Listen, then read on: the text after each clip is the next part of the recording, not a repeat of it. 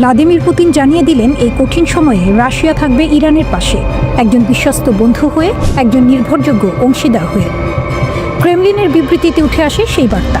Putin বলেন, Iran এখন এক কঠিন পরীক্ষার মধ্যে দিয়ে যাচ্ছে, আর এই পরীক্ষায় উত্তীর্ণ হওয়ার জন্য তিনি ইরানের জনগণের শক্তি কামনা করেছেন। তবে এই কথার ভেতরে লুকিয়ে ছিল আরও গভীর অর্থ। মস্কো একা ছাড়ছে না তেহরানকে। এদিকে যুদ্ধের ময়দানেও পরিস্থিতি বদলাচ্ছে দ্রুত। যুক্তরাষ্ট্র ও ইসরায়েলের হামলার পর থেকে উত্তেজনা চরমে। ফেব্রুয়ারির শেষ দিক থেকে শুরু হওয়া এই আঘাতের ধারাবাহিকতায় ইরানের গুরুত্বপূর্ণ স্থাপনাগুলো লক্ষ্যবস্তু হয়েছে। এমনকি এক বিমান হামলায় নিহত হয়েছেন ইরানের নিরাপত্তা প্রধান আলী লারিজানি, যা পরিস্থিতিকে আরও বিস্ফোরক করে তুলেছে।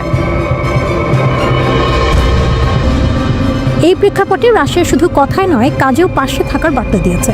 ইতোমধ্যে ১৩ টনের বেশি ওষুধ ও চিকিৎসা সামগ্রী পাঠানো হয়েছে ইরানে। যুদ্ধের মধ্যে এটি প্রথম বড় মানবিক সহায়তা, যা প্রমাণ করে সম্পর্কটা শুধু কাগজে কলমে নয়, বাস্তবেও শক্ত। তবে মস্কো এখনও সরাসরি যুদ্ধে নামেনি, কিন্তু আন্তর্জাতিক সংবাদ মাধ্যমে দাবি উঠাচ্ছে রাশিয়া ইরানকে তথ্যগত সহায়তা দিচ্ছে, অর্থাৎ যুদ্ধের অদৃশ্য মঞ্চেও চলছে সহযোগিতা। আর ঠিক এই সময়ে যুদ্ধের হিসাব নিকাশ পাল্টে দেয় এক ঘটনা। ভারত মহাসাগরের গভীরে এক কৌশলগত স্থানে ডিয়েগো গার্সিয়া, এই দ্বীপে অবস্থিত যুক্তরাষ্ট্র ও যুক্তরাজ্যের গুরুত্বপূর্ণ সামরিক ঘাঁটি, আর সেখানেই আঘাত হানে ইরানের ক্ষেপণাস্ত্র। এই হামলা শুধু একটি সামরিক আঘাত নয়, এটি ছিল একটি ঘোষণা। বিশ্লেষক মুহান্নাদ সেলুম, যিনি দোহা ইনস্টিটিউট ফর গ্র্যাজুয়েট স্টাডিজের সঙ্গে যুক্ত, সেলুম বলেন, এই হামলা প্রমাণ করে ইরানের ক্ষেপণাস্ত্র সক্ষমতা ধারণার চেয়েও অনেক বেশি। এতদিন মনে করা হতো ইরানের ক্ষেপণাস্ত্রের পাল্লা সর্বোচ্চ ২,০০০ কিলোমিটার, কিন্তু এই আঘাত দেখিয়ে দিল তা ৪,০০০ কিলোমিটারেরও বেশি হতে পারে। অর্থাৎ মানচিত্র হঠাৎ করেই বদলে গেছে। যদি এই ক্ষেপণাস্ত্রের দিক উল্টো করা হয়, তাহলে তা পৌঁছাতে পারে ইউরোপের হৃদয়ে।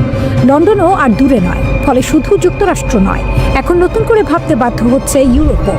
সেলুম আরও একটি বিস্ফোরক সম্ভাবনার কথা বলেন। ইরানের কাছে হয়তো ইতিমধ্যেই আন্তঃমহাদেশীয় ব্যালিস্টিক ক্ষেপণাস্ত্র রয়েছে, যা সরাসরি যুক্তরাষ্ট্র পর্যন্ত পৌঁছাতে সক্ষম।